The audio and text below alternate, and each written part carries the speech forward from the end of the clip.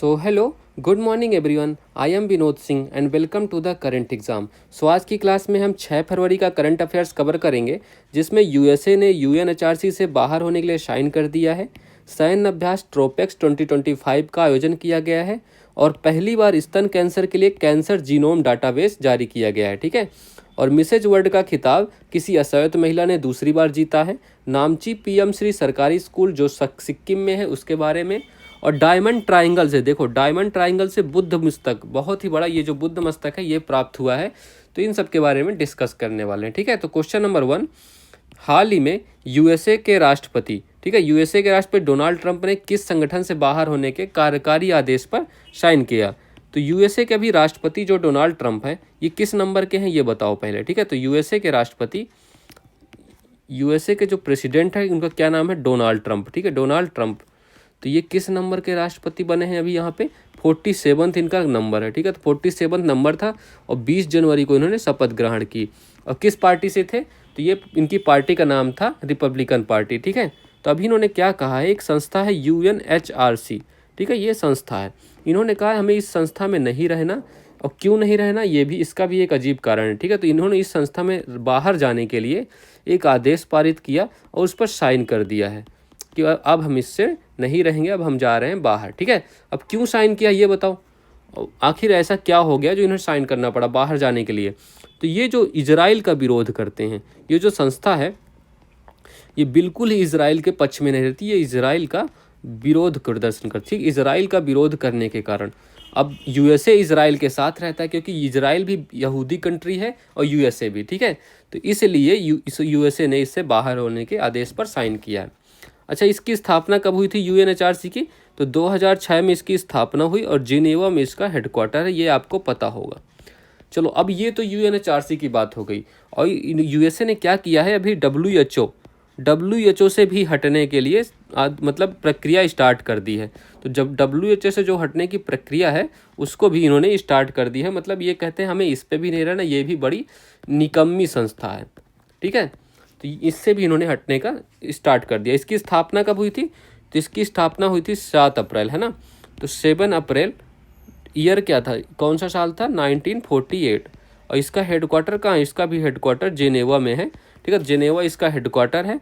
और 7 अप्रैल को इसीलिए वर्ल्ड स्वास्थ्य दिवस, विश्व स्वास्थ्य दिवस के रूप में मनाया जाता है। तो इतनी बातें आपको याद है, तो option number B correct answer है, यूएनएचआरसी। ठीक है। चलो, अब ये कुछ संस्थाएं हैं, इनके बारे में भी बताओ। तो वर्ल्ड बैंक की स्थापना कब हुई थी? तो 1944 में। देखो, वर्ल्ड बैंक और आईएमएफ, इन दोनों की स्थापना कब हुई थी? इन दोनों की स्थापना एक साथ हुई थी, है ना। और ये तभी इनको जुड़वा बहन के नाम से जाना जाता है। तो इन दोनों 1944 में इनकी स्थापना हुई थी। कौन सा सम्मेलन था ये बताओ? सम्मेलन का क्या नाम था? सम्मेलन का नाम था ब्रेटन वुड्स।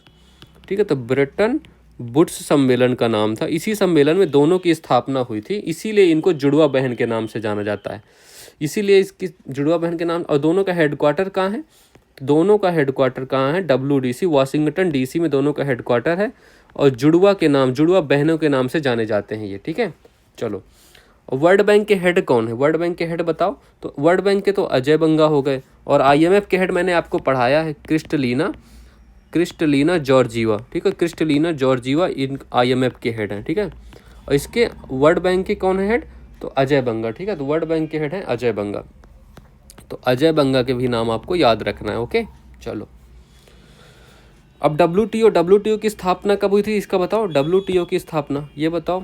तो इसकी स्थापना हुई थी 1 जनवरी 1995। ठीक है। तो 1 जनवरी 1995 को इसकी स्थापना हुई थी और जेनेवा में इसका भी हेडक्वार्टर है। ओके। चलो, और इसके हेड कौन है? नागोजी ओंकाजा। ये आपको, ये दूसरी बार लगातार बने हैं नागोजी ओंकाजा, है ना। चलो, तो नागोजी ओंकाजा का नाम याद रखना। आगे भी है इबेला, नागोजी ओंकाजा इबेला इनका पूरा नाम है। यूएनओ की स्थापना कब हुई थी?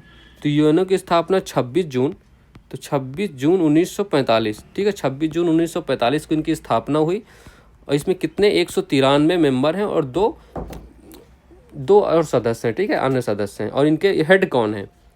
अच्छा, इसका हेडक्वार्टर कहाँ है पहले ये बताओ। हेडक्वार्टर है इसका न्यूयॉर्क में। ठीक है, तो न्यूयॉर्क में इसका हेडक्वार्टर है। ओके, तो न्यूयॉर्क इसका हेडक्वार्टर है। और इसके हेड कौन है? हेड है एंटोनियो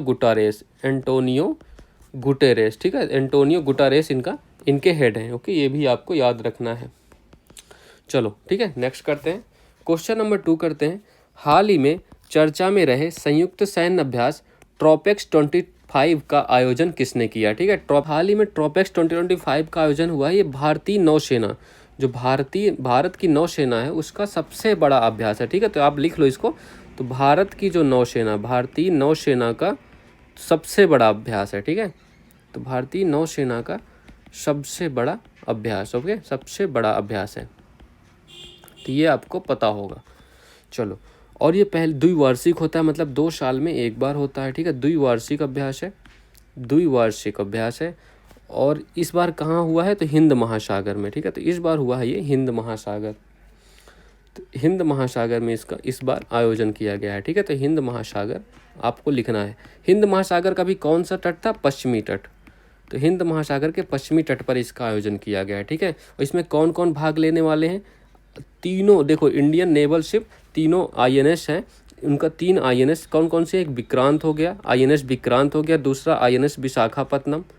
ठीक है, तो आईएनएस विशाखापत्तनम हो गया, और तीसरा आईएनएस कौन सा है? आईएनएस सतपुड़ा। ठीक है, तो आईएनएस सतपुड़ा, ये 3 जहाज इसमें भाग लेने वाले हैं। और ये किस लिए ये अभ्यास होता है? ये देखो, ये किस लिए अभ्यास होता है? मतलब खतरे के लिए तैयार रहने के लिए। जो खतरा होने वाला है, खतरे के लिए, खतरे की तैयारी कर रहा है, मतलब युद्ध के लिए तैयारी करते रहो, और कभी भी युद्ध हो सकता है, तो इसकी तैयारी करने के लिए इसका आयोजन किया जाता है। ओके, और इसमें क्या हुआ है ना, पहली बार नौसेना को, जो नौसेना के 2 कमान है, तो नौसेना के दोनों कमान के नाम लिखो पहले, और उनका हेडक्वार्टर भी लिखना है। तो नौसेना के 2 कमान है, एक हो गया पूर्वी और एक दूसरा कौन सा? दूसरा हो गया पश्चिमी। ठीक है, तो पूर्वी एंड पश्चिमी, ये 2 कमान है। यार आज पेंसिल सही से काम नहीं कर रही, ठीक है, तो इस वजह से दिक्कत हो रही है। तो पूर्वी एंड पश्चिमी 2 कमान है। पूर्वी कमान का हेडक्वार्टर कहाँ है? तो इसका हेडक्वार्टर विशाखापत्तनम में है। ठीक है, तो विशाखापत्तनम, और इसका कहाँ है? इसका मुंबई में है। तो इन दोनों ने एक साथ पहली बार भाग लिया है। ठीक है, इस अभ्यास में एक साथ इन्होंने पहली बार भाग लिया है, तो ये भी आपको याद रखना है। राइटिंग समझ में आ रही है तुम लोगों को? आ ही रही होगी यार, इतने तो होशियार हो गए हो आप। तो अभी कहाँ हुआ है? अब आयोजन भारत में हुआ है। ठीक है, तो ये याद रखना ये लो। हाल ही में पहला वैश्विक न्याय, शांति और प्रेम शिखर सम्मेलन 2025 कहाँ आयोजित होगा? तो ये कहाँ आयोजित होने वाला है? देखो कब आयोजित होगा, पहले तो अप्रैल 2025 में। ठीक है, अप्रैल 2025 में इसका आयोजन होगा, पहली बार होगा, और इस कहाँ? दुबई में। ठीक है, तो दुबई में इसका आयोजन होने वाला है, दुबई जो कि यूएई में है। ठीक है, तो यूएई में इसका आयोजन होने वाला है। ठीक है, और इसकी थीम भी लिख लो, थीम है एक ग्रह एक आवाज़। इसकी थीम क्या होने वाली है? एक ग्रह एक आवाज़। ओके, हाल ही में अंतर्राष्ट्रीय टेनिस से संन्यास लेने वाली सिमोना हालेप का संबंध किससे है? ये रोमानिया देश से है। ठीक है, तो ये रोमानिया देश से। अब इन्होंने संन्यास क्यों लिया, इसके भी पीछे एक वजह है। ठीक है, तो रोमानिया देश से हैं, और इन्होंने देखो एक तो इनको उपलब्धि लिखो, एक तो इन्होंने फ्रेंच ओपन जीता। ठीक है, फ्रेंच ओपन और विंबलडन दोनों जीत रखे हैं इन्होंने। एक तो फ्रेंच हो गया, फ्रेंच ओपन कब जीता, विंबलडन कब जीता, दोनों का ईयर लिखना है। ठीक है, तो फ्रेंच ओपन इन्होंने जीता है 2018 में, तो 2018, ओके, 2018 में फ्रेंच ओपन, और विंबलडन 2019 में। तो इन्होंने 2 ग्रैंड स्लैम भी जीते हैं। और इन्हें भी पिछले साल इन पर डोपिंग का आरोप लगा। ठीक है, डोपिंग टेस्ट में ये फेल हो गई, और 4 वर्ष के लिए निलंबन, 4 वर्ष के लिए निलंबित कर दिया गया। ठीक है, इस वजह से मुझे लगता है इसी वजह से इन्होंने संन्यास लिया होगा। ठीक है, चलो, तो ये भी आपको पता हो गया। ओके, ये किस वजह से? डोपिंग की वजह से। डोपिंग आपको पता है डोपिंग क्या होता है ना, नशे वगैरह करना खेल से पहले। क्वेश्चन नंबर 3, हाल ही में देश का पहला स्तन कैंसर संबंधी कैंसर जीनोम डेटाबेस किसने लॉन्च किया है? ठीक है, पहली बार स्तन कैंसर के लिए लॉन्च हुआ है ये। तो देखो क्या लॉन्च हुआ है? Cancer genome database. ठीक है, कैंसर जीनोम डेटाबेस के बारे में जानकारी करना है। ठीक है, जीनोम डेटाबेस ये लॉन्च हुआ है। तो ये किसने लॉन्च किया है? पहली बात, इसको लॉन्च किया किस आईआईटी ने लॉन्च किया? तो आईआईटी मद्रास ने इसको लॉन्च किया। ठीक है, चलो तो लिख लो, आईआईटी मद्रास ने इसको लॉन्च किया है। और किसके लिए? ब्रेस्ट कैंसर के लिए, मतलब स्तन कैंसर के लिए पहली बार। तो जो ये ब्रेस्ट कैंसर है इसके लिए पहली बार ये लॉन्च किया गया है। ठीक है, तो ब्रेस्ट कैंसर ये फर्स्ट टाइम लॉन्च हुआ है ब्रेस्ट कैंसर के लिए। ओके, चलो अच्छा, भारत में क्या सीन चल रहा है ना, इस समय कैंसर की इलाज बहुत, मतलब कैंसर की बीमारी बहुत तेज से फैल रही है। भारत में क्या है, 9 में से 1 व्यक्ति को कैंसर होने की संभावना, इतना ज़्यादा कैंसर फैल चुका है, मतलब अभी है नहीं, संभावना पाई जाती है इतनी। ठीक है, तो ये आपको पता होना चाहिए।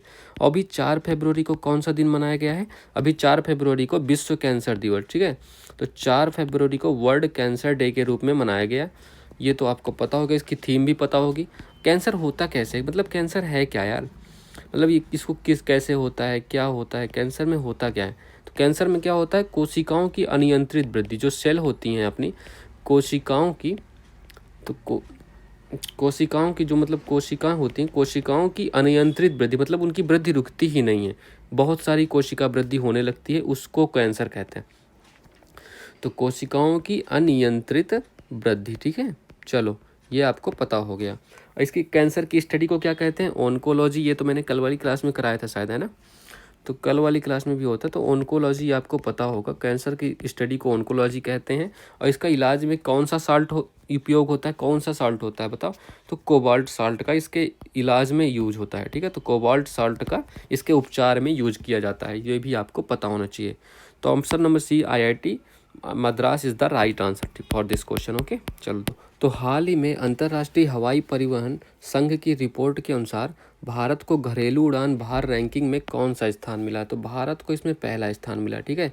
तो भारत का इसमें फर्स्ट स्थान है। सेकंड नंबर पे कौन है? तो सेकंड नंबर पे USA हो गया, और देन चाइना हो गया, ठीक है। तो भारत, USA और चाइना, ठीक है। तो भारत, USA और चाइना 3 लोग हैं। देश का पहला हिंदी भाषा संग्रहालय कहाँ स्थापित किया गया है? तो इसका कहाँ, ये यूपी में स्थापना हुई है, ठीक है, इसकी यूपी में। अच्छा, हाल ही में भारत सरकार ने किस देश के राजनयिकों को निष्कासित किया है? तो ये कनाडा के। क्वेश्चन नंबर 4, हाल ही में मिसेज वर्ल्ड का खिताब जीतने वाली दूसरी अश्वेत महिला कौन है? तो अभी किसका अवार्ड दिया गया? मिसेज वर्ल्ड का, ठीक है। तो ये देखो, मिसेज वर्ल्ड, ये दूसरी बार दिया गया है ये किसी अश्वेत महिला को, तो मिसेज वर्ल्ड। तो ये किसको मिला है? शेगो गेलाई। तो इनका नाम लिखना है आपको, शेगो गेलाई। ये किस देश से संबंधित है? शेगो गेलाई का संबंध किस देश से? South Africa. तो साउथ अफ्रीका से संबंधित है। आप यहाँ साउथ अफ्रीका की जो भी करेंसी हो उसका नाम लिखना, ये आपके लिए होमवर्क है, ठीक है। करेंसी का नाम लिखो आप लोग।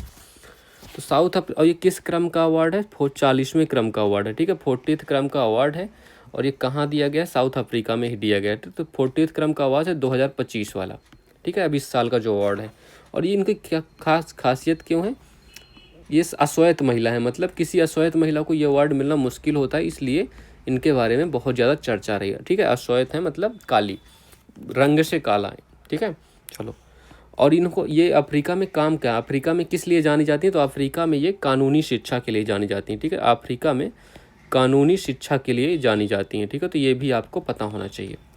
चलो, इन चारों का नाम लिखो। Miss universe 2024, miss world 2024, Femina miss world 2024, miss universe India 2024। 2024 के अवार्ड हैं सारे, तो इनके नाम लिखना है। तो मिस यूनिवर्स 2024 क्या हो गया? विक्टोरिया केजर, ठीक है। तो विक्टोरिया केजर को ये अवार्ड मिला। तो ये कहाँ की हैं विक्टोरिया केजर, आपको पता है किसी को विक्टोरिया केजर? तो ये डेनमार्क से हैं, ठीक है। मिस वर्ल्ड का खिताब किसे मिला? क्रिस्टीना प्रिस्टकोवा। तो क्रिस्टीना प्रिस्टकोवा को मिला ये अवार्ड। कौन सा? मिस वर्ल्ड का अवार्ड, ठीक है। फेमिना मिस वर्ल्ड का अवार्ड किसे मिला? निकिता पोरवाल। निकिता पोरवाल का आपने सुना होगा, मैंने बहुत बार कराया है ये इस क्वेश्चन, निकिता पोरवाल, ठीक है। तो निकिता पोरवाल को ये अवार्ड मिला। मिस यूनिवर्स इंडिया का अवार्ड किसे मिला? ये रिया सिंघा, ठीक है। ये नाम आपके लिए इंपॉर्टेंट है, रिया सिंघा का नाम आप याद रखना। चलो, तो ऑप्शन नंबर कौन सा? Option number C correct answer है, मार्क कर लीजिएगा, शेगो गेलाई। अच्छा, यहाँ की मुद्रा का नाम लिख लो, रैंड है, मुद्रा का नाम रैंड है। और यहाँ पे घास के मैदानों को क्या कहते हैं? वेल्ड्स, ठीक है। घास के मैदानों को बेल्ट्स के नाम से जाना जाता है। चलो, हाल ही में ICC हॉल ऑफ फेम में शामिल होने वाली दूसरी भारतीय महिला क्रिकेटर कौन बनी है? देखो, दूसरी भारतीय महिला कौन है? नीतू डेविड। और पहली कौन सी थी? दूसरी तो ठीक है, पता है आपको, दूसरी का नाम लिखो पहले, नीतू डेविड। और पहली क्या थी? पहली कौन थी? डायना एडुल्जी। तो उनका नाम भी आपको पता होगा, डायना एडुल्जी लिख लेना, ठीक है। हाल ही में जम्मू कश्मीर के पहले CM कौन बने हैं? तो जम्मू कश्मीर के पहले CM उमर अब्दुल्ला। तो उमर अब्दुल्ला, आपका नाम पता होगा, उमर अब्दुल्ला, ठीक है। भारत के 91वें चीफ जस्टिस ऑफ इंडिया कौन है? तो संजीव खन्ना, संजीव खन्ना जी, ठीक है। तो संजीव खन्ना जी भारत के 51 चीफ जस्टिस ऑफ इंडिया हैं। ओके, चलो, तो उमर अब्दुल्ला, ये पूरा लिख लो। तो उमर अब्दुल्ला। क्वेश्चन नंबर 5, हाल ही में ग्रीन रेटेड, ठीक है, ग्रीन रेटेड प्रमाणित पूर्वोत्तर के एकमात्र नामची पीएम श्री सरकारी स्कूल का संबंध किससे है? तो देखो, तो पीएम श्री सरकारी स्कूल नामची जगह पे है जो सिक्किम में स्थित है, और ये नॉर्थ ईस्ट इंडिया का पहला ग्रीन रेटेड स्कूल है, ठीक है। तो इतनी बात आपको पता होगा। अच्छा, एक और योजना है पीएम श्री योजना, ये आपको पता, पीएम श्री योजना, इसके बारे में, ये किस लिए थी, कब लॉन्च की गई थी? तो पीएम श्री योजना, ये भी, इसका फुल फॉर्म क्या है श्री का? स्कूल फॉर राइजिंग इंडिया, ठीक है। तो स्कूल फॉर राइजिंग इंडिया इसका फुल फॉर्म है, और ये कब लॉन्च की गई थी ये भी बताना है आपको, ठीक है। तो स्कूल फॉर क्या है, राइजिंग इंडिया, ठीक है। तो स्कूल फॉर राइजिंग इंडिया, ये 2022 में लॉन्च की गई थी, है ना। तो ये कब लॉन्च की गई थी? ये 2022 में, ठीक है। तो ये भी देखो, पंजाब जेल में अभी क्या हो रहा है ना, पंजाब जेल में ओलंपिक चलने वाले हैं, ओलंपिक करवाने वाले हैं, कौन? कैदियों के बीच, ठीक है। तो ओलंपिक होने वाला है, ठीक है। ओलंपिक कहाँ? ये पटियाला में होने वाला, पटियाला, ठीक है। तो ये भी आपको याद रखना है, 2025 में होंगे, तो पटियाला में होने वाला है। तो ये भी आपको अगर क्वेश्चन आता है कहीं तो ये आपको याद रखना, ठीक है, ये वाला पॉइंट याद रखना। चलो, अच्छा, सिक्किम के बारे में कुछ बातें बताओ। सिक्किम के बारे में, इसकी कैपिटल पहले क्या है? कैपिटल का नाम इसकी गंगटोक हो गया, ठीक है। गंगटोक किसकी कैपिटल है? इसकी स्थापना कब हुई थी? तो स्थापना हुई थी 36 कॉन्स्टिट्यूशनल अमेंडमेंट एक्ट, ठीक है। तो इस अमेंडमेंट एक्ट में कब हुई थी? 1975 में, ठीक है। तो ये भी आपको याद रखना है, ये पूछा गया है एग्जाम में, बहुत पूछा जाता है ये क्वेश्चन। और यहाँ पे कौन कौन सी जनजातियाँ पाई जाती हैं, जनजातियों के नाम भी लिख लेना, मैं यहाँ पे लिखे देता हूँ। Option number D correct answer है, ठीक है। जनजाति कौन कौन सी है? लेपचा सुना होगा, भूटिया सुना होगा आपने, है ना, लेपचा और भूटिया ट्राइब। तो भूटिया ट्राइब के बारे में भी आपने सुना होगा, भूटिया भी लिख लेना, ठीक है। तो ये सब आपको पता होना चाहिए। और फेस्टिवल कौन कौन से हैं यहाँ? एक सागा दावा, सागा दावा बहुत ही महत्वपूर्ण फेस्टिवल है, सागा दावा हो गया, और कौन सा हो गया? भूमचू फेस्टिवल, ठीक है। तो भूमचू सागा दावा हो गया, भूमचू हो गया। तो ये दोनों फेस्टिवल भी आपको याद रखना है, ये भी बहुत महत्वपूर्ण है, ठीक है। चलो, हाल ही में बोचास नवासी अक्षर पुरुषोत्तम स्वामीनारायण संस्थान ने दक्षिण गोलार्ध के सबसे बड़े हिंदू मंदिर का उद्घाटन कहाँ किया है? देखो, आप इस संस्था को जानते हो, बट आप ये फुल फॉर्म नहीं जानते होगे। तो इस संस्था का पूरा क्या, शॉर्ट में क्या नाम है? बैप्स, BAPS। अब समझ गया होगे आप, ठीक है। तो अभी कहाँ दक्षिण भारत में सबसे बड़ा हिंदू मंदिर कहाँ बनने वाला है? तो जोहान्सबर्ग में, ठीक है। तो जोहान्सबर्ग कहाँ है? तो जोहान्सबर्ग, जो कि साउथ अफ्रीका में है, ठीक है। तो साउथ अफ्रीका, ये भी क्वेश्चन आपको याद रखना है। हाल ही में एकता को बढ़ावा देने के लिए, क्या हो गया, एकता को बढ़ावा देने के लिए मेरा होऊ चोंगबा उत्सव का आयोजन कहाँ हुआ? तो ये मणिपुर में हुआ है, ठीक है। इसका आयोजन मणिपुर में होता है। हाल ही में प्रबोवो सुबियांटो को किस देश के राष्ट्रपति बने? ये किस देश के राष्ट्रपति हैं? तो इंडोनेशिया, जो अभी हमारे चीफ गेस्ट बन के आए थे 26 जनवरी को, ठीक है। तो इंडोनेशिया में सॉरी, तो ये इंडोनेशिया के राष्ट्रपति बने हैं अभी। क्वेश्चन नंबर 6 करो। हाल ही में, अरे क्या हो गया, ASI ने किस राज्य में स्थित डायमंड ट्रायंगल के विशाल बुद्ध के मस्तक की खोज की है? ठीक है, तभी क्या हुआ है, देखो डायमंड ट्रायंगल, ये आप सुने होंगे इसको कभी, डायमंड ट्रायंगल। तो ये कहाँ है, किस राज्य में है, तो ये बताना है आपको पहले। डायमंड ट्रायंगल पहले बात तो आप ये लिखो उड़ीसा में। उड़ीसा राज्य में भी कहाँ है आपको मैं बताता हूँ अभी, ठीक है। तो उड़ीसा में है, देखो ये ट्रायंगल कुछ ऐसा होता है, आपको पता ही है। तो ये 3 जगह के नाम लिखो। एक तो हो गया रत्नागिरी, ठीक है, एक तो हो गया रत्नागिरी, दूसरा कौन सा है, रत्नागिरी हो गया, ललितगिरी, ठीक है। तो रत्नागिरी, ललितगिरी, ये तीनों नाम लिखना है आपको, ठीक है। सॉरी यार क्या हो रहा है यार, ये पेन को आज, रत्नागिरी, ललितगिरी और उदयगिरी, ठीक है। तो उदयगिरी, ये 3 स्थान है, ठीक है। तो इन तीनों स्थान से एक ट्रायंगल बनता है। इनको ट्रायंगल क्यों कहा गया, तो डायमंड ट्रायंगल के नाम से क्यों जाना गया, क्योंकि इस स्थान पर बुद्ध के बहुत ज़्यादा अवशेष मिले, मतलब बौद्ध धर्म सॉरी, ठीक है, बुद्ध के या बौद्ध की बात एक ही है। तो बौद्ध धर्म के जो अवशेष हैं बहुत मात्रा में मिले, ठीक है। तो बौद्ध धर्म के अवशेष, इस वजह से इसको डायमंड ट्रायंगल के नाम से जाना गया, ठीक है। तो बौद्ध धर्म के अवशेष बहुत अधिक मात्रा में मिले और ये उड़ीसा में पाया जाता है, ठीक है, उड़ीसा में है, इस वजह से इसको डायमंड ट्रायंगल के नाम से हम जानते हैं। तो अभी यहाँ पर क्या है, ASI archaeological survey of India, इसकी स्थापना किसने की थी पहले, कनिंघम। अब इसका फुल फॉर्म लिख लेना, ठीक है, मैं अब लिख नहीं रहा उसको, क्योंकि आज वैसे भी पेंसिल साथ नहीं दे रही, तो सही से काम नहीं कर रही है ना। तो आर्कियोलॉजिकल सर्वे ऑफ इंडिया, इसकी स्थापना किसने की थी? कनिंघम। तो तो कनिंघम ने इसकी स्थापना कब की थी? 1861 में, ठीक है। तो 1861 में इसकी स्थापना हुई थी, तो ये आपको पता होगा। तो ऑप्शन नंबर कौन सा? Option number B correct answer है, उड़ीसा, ठीक है। चलो इतनी बातें याद रखना आप लोग। अब बुद्ध के बारे में बताओ कुछ चीज़ें। अच्छा, इनका जन्म कब हुआ? तो बुद्ध का जन्म कब हुआ? जन्म हुआ 563 ईसा पूर्व, ठीक है। तो 563 ईसा पूर्व में कहाँ हुआ है? कपिल वस्तु या लुम्बिनी, ठीक है। तो लुम्बिनी लिखना आप। तो लुम्बिनी कपिल वस्तु, तो यहाँ पर इनका जन्म हुआ था, ठीक है। लुम्बिनी कपिल वस्तु में इनका जन्म हुआ। अच्छा, इन्हें घर त्यागने की जो घटना है, गृह त्याग की घटना, तो गृह त्याग घटना ये किस नाम से जाना जाता था? ये किस घटना के नाम से जाना गया, ठीक है। तो गृह त्याग की जो घटना है, ये इसको क्या कहा गया? महाभिनिष्क्रमण। तो महाभिनिष्क्रमण के नाम से इसको जाना गया, ठीक है। तो ये भी आपको पता होना चाहिए। यार आज सीरियसली बहुत परेशान किया इस पेंसिल ने। अब मैं तुम लोगों को बता नहीं सकता मैं कितना फ्रस्ट्रेट हो गया हूँ आपकी क्लास करते करते, बट इसको चेंज कर देंगे, कोई दिक्कत नहीं। इनको ज्ञान की प्राप्ति कब हुई? ज्ञान प्राप्ति कब हुई? ज्ञान प्राप्ति हुई इनको 35 वर्ष की उम्र में, ठीक है। तो 35 साल की उम्र में देखो एक काम हुई है, वैशाख पूर्णिमा के दिन इनको बुद्ध कहा गया। 35 वर्ष की उम्र में वैशाख पूर्णिमा के दिन, ठीक है। तो वैशाख की जो पूर्णिमा होती है हमारे यहाँ, तो वैशाख पूर्णिमा के दिन इनको ज्ञान की प्राप्ति हुई और ये बुद्ध कहलाए, ठीक है। तो आपको ये पता होगा। और इन्होंने पहला उपदेश कहाँ दिया? बहुत ही ज़्यादा क्वेश्चन पूछा जाता है ना ये। फर्स्ट उपदेश, इनका पहला उपदेश कहाँ हुआ? ये सब आपको आते होंगे वैसे। तो पहला उपदेश इन्होंने कहाँ दिया? सारनाथ में, ठीक है। तो सारनाथ कहाँ? निरंजना नदी सॉरी, सारनाथ में दिया। जिसको क्या कहा गया? धर्म चक्र प्रवर्तन। तो धर्म चक्र प्रवर्तन के नाम से पहला उपदेश कहाँ दिया? सारनाथ में दिया, जिसको हम धर्म चक्र प्रवर्तन के नाम से जाना जाता है।